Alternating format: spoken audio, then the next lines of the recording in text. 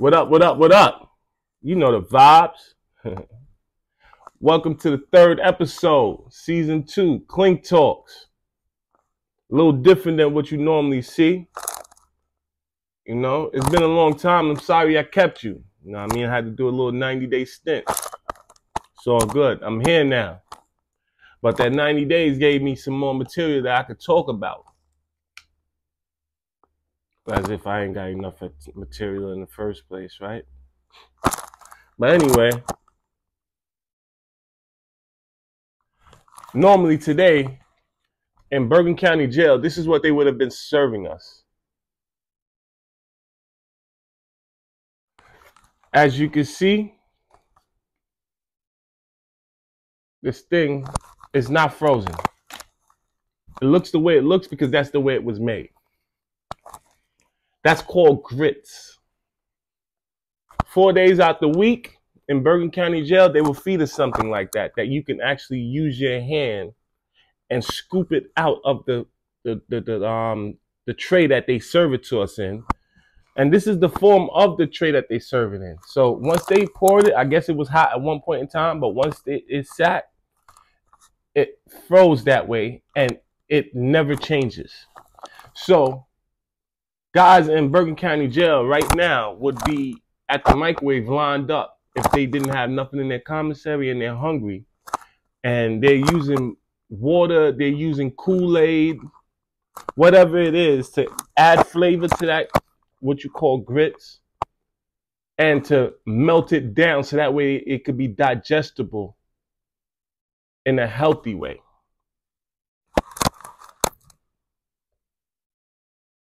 If you were supposed to see this, you would consider this a cold. If you were supposed to be at the prison when they're serving this and you saw it, you would consider that a cold. You wouldn't consider that hot cereal. In fact, I'm going to tell you how long I've had this cereal. For 4 weeks now. I've been released in the last week of October. It is now the last week of November. I had it in the refrigerator. And it finally just caught mold.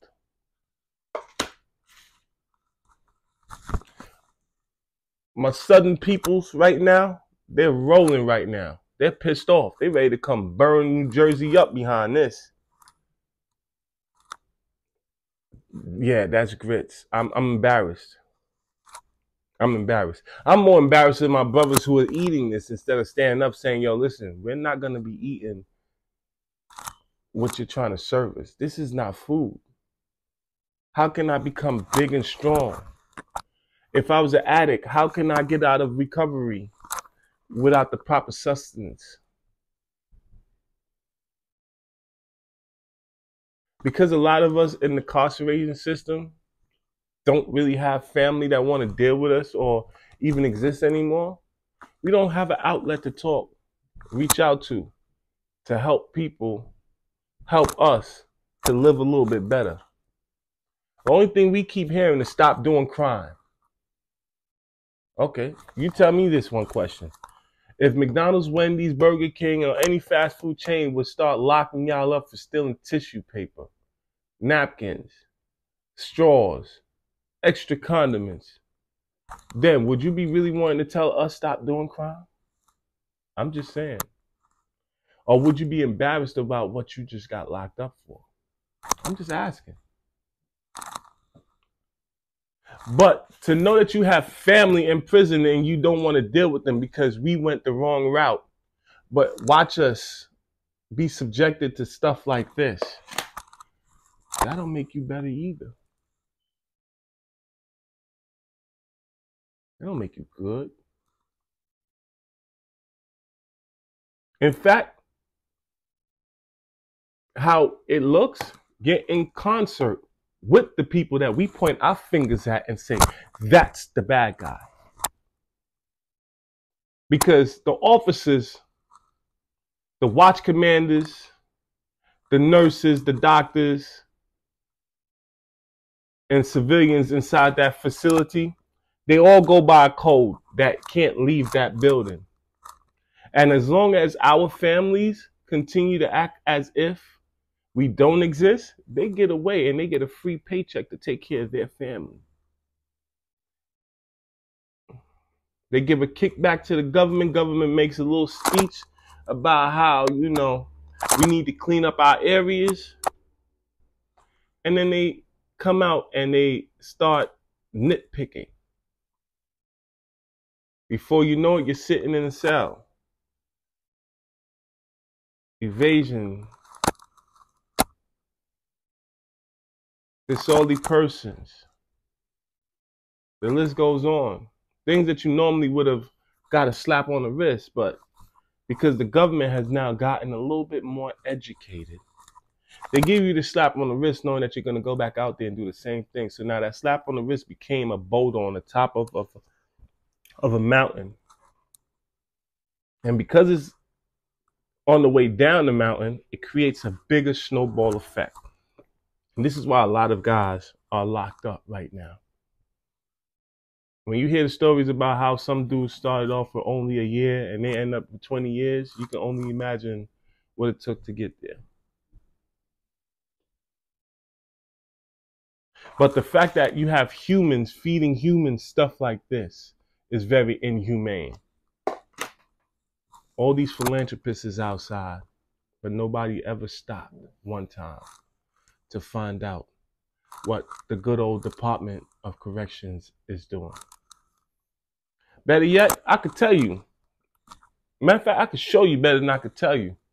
Instead of wondering or trying to figure out a better way to rehabilitate us, we got rich people like my guy from The Price is Right, Bob Barker, figuring out how to exploit us a little bit more.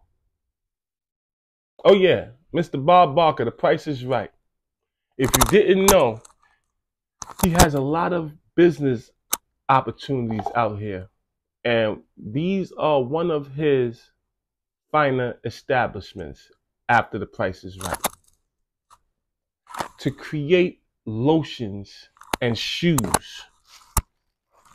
I wish I could have brought the shoe home for you to see, but it is what it is. It's a size 12 boat shoe that I had to wear. They only last about a day, 2 days, depending on how active you are. Yeah. And once they fall off your feet, you pretty much got to drag them around until an officer decides you were a good boy. So I'm going to go get you another pair. If not, you're standing at that bubble for 4 or 5 days in a row begging the officer, please, can you give me another pair of shoes? It's so rough. But this gentleman, Mr. Bob Barker, he made billions on top of billions silently, working with the correctional facility. These products were made in Vietnam, the same place where some of our homeless brothers and sisters derived from after that World War.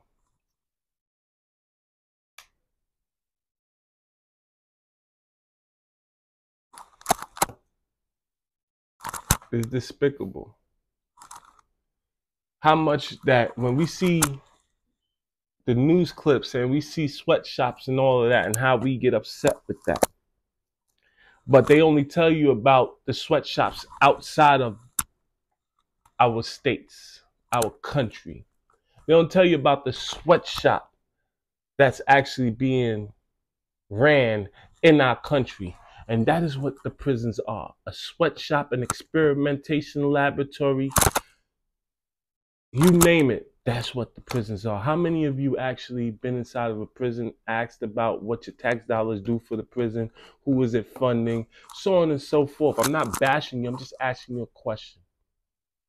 Just asking you a logical question, because if you're spending money and you don't know where it's going, then why are you doing it? What are you working for? Just to give away your money? You can give it here. I could do so much better than what Bob Barker can do right now. Because Bergen County Jail doesn't even have a program to put gentlemen in all females in, so that way when they release us, we can actually do something better with our lives. They don't have a program whatsoever. In fact, you got to wait 90 days before transitional service can help you.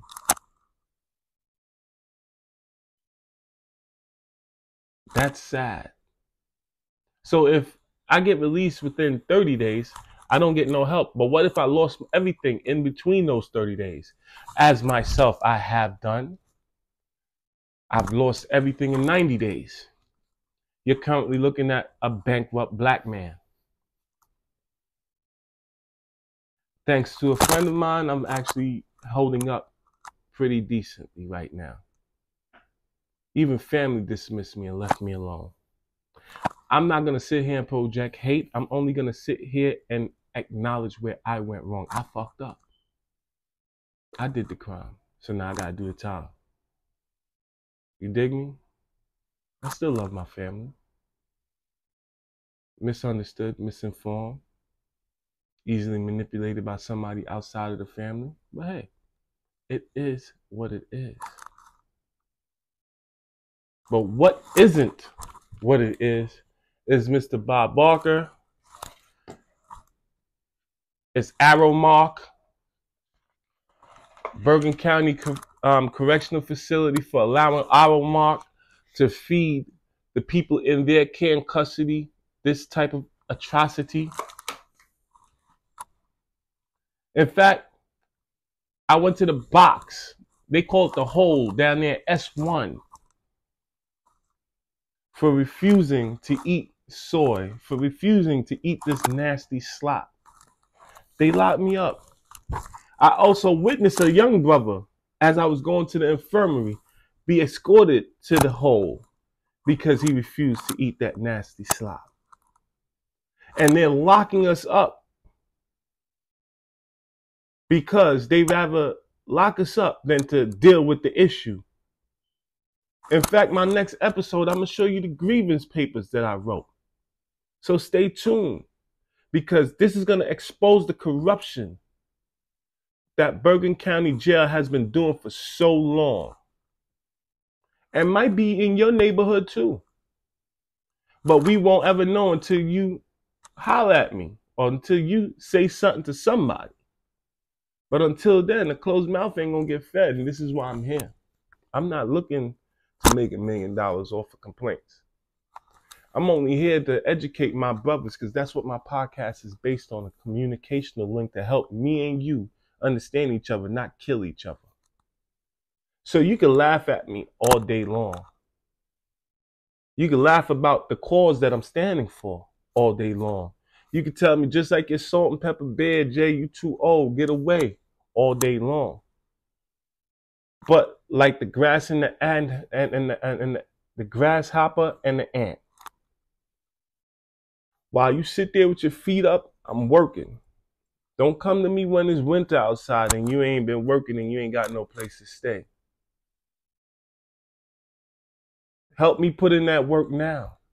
So that way, your brother, your sister, even yourself, me included, could be treated better, treated with better respect.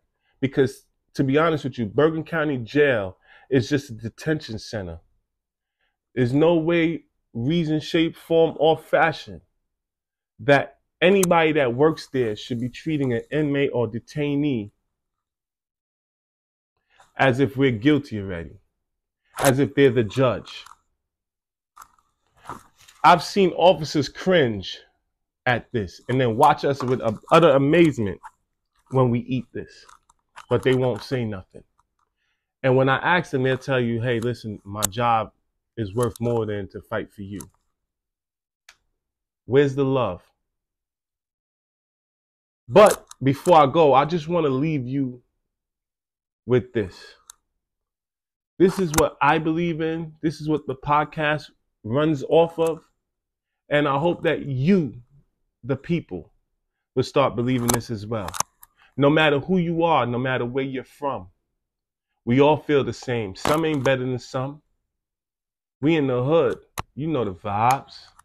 Thank you for joining another episode of Clink Talks. Peace.